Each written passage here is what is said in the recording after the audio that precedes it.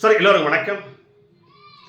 ஏழை விவசாயினுடைய ஒரே மகன், ஏழை தாயின் ஒற்றை மகன், ஐபிஎஸ் படித்த மகன், முன்னாள் போலீஸ் அதிகாரி, பாரதிய ஜனதாவுடைய முன்னாள் மாநில தலைவர், எழுச்சி நாயகன், இளைஞனுடைய வெற்றி நாயகன், இளம் புயல், யாத்திரை நாயகன், என் மண் என் மக்களால் தமிழகம் முழுவதும் சென்ற மனிதன், ஓய்வறியாதவன், உழைத்துக் கொண்டிருப்பவன், படித்தவன், பண்பாளன், சிறந்த பேச்சாளன், திறந்த ஞானமிக்கவன், அன்பு சகோதரர் ரியல் அண்ணாமலை ஐபிஎஸ் அவர்களுக்கு எங்கள் இனிய பிறந்த நாள் நல்வாழ்த்துக்கள். சார், காரில் போயிட்டுருக்குறோம், பைக்கில் போகிறோம், சைக்கிளில் போகிறோம், ஏன் நடந்து வர போகிறோம்.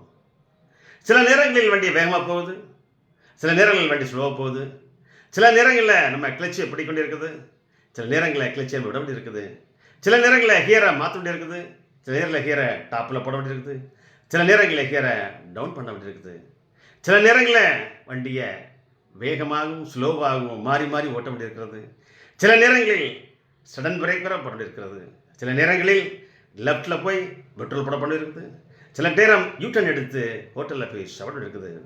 எதுவாக இருந்தாலும் அந்த பயணம் சிறப்பாக அமைய வேண்டும்.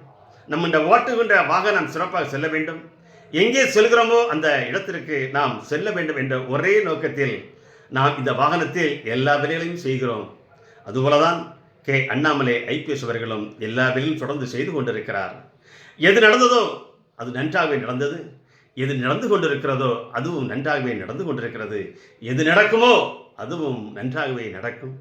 எல்லாவற்றிற்கும் மேலாக அன்பு சகோதரர் ஆற்றல் மிகு அண்ணன் எழுச்சி நாயகன், இதனுடைய தலைவன், நாளைய தமிழகத்தினுடைய எழுச்சி நாயகன், அரசியல் மாற்றத்தை, தமிழகத்தினுடைய எழுச்சியை, தமிழகனுடைய ஒரு புதிய அரசியலை உருவாக்குகின்ற ஆற்றல் மிகு அண்ணன் திரு கே அண்ணாமலை ஐபிஎஸ் அவர்களுக்கு இனிய பிறந்தநாள் வாழ்த்துக்கள்.